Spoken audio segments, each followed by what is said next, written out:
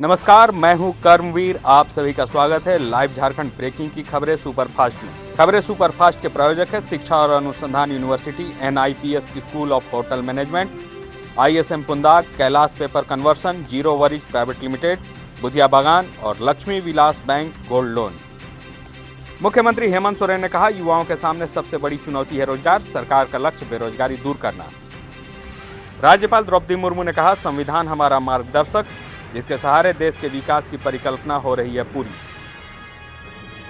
राष्ट्रपति रामनाथ कोविंद ने कहा, भारत की शक्ति नागरिकों में ही निहित है, प्रवासी भारतीयों का भी योगदान अहम। प्रधानमंत्री नरेंद्र मोदी ने कहा, हिंसा किसी समस्या का समाधान नहीं, शांति हर सवाल का जवाब। दिल्ली विधानसभा चुनाव को लेकर मुख्यमंत्री अरविंद केजरीवाल, बीजेपी की ओर से गृह मंत्री अमित शाह और राष्ट्रीय अध्यक्ष JP नड्डा की चुनावी जनसभाएं आज।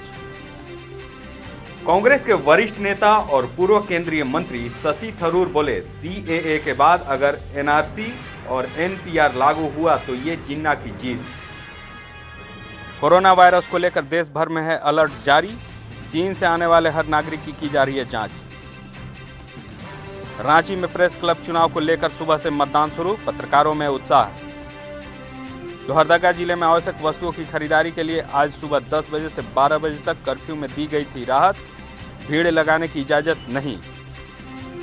दुमका जिले के हंसडीहा हाईवे पर ट्रक की चपेट में आने से पति की मौत, पत्नी गंभीर रूप से घायल।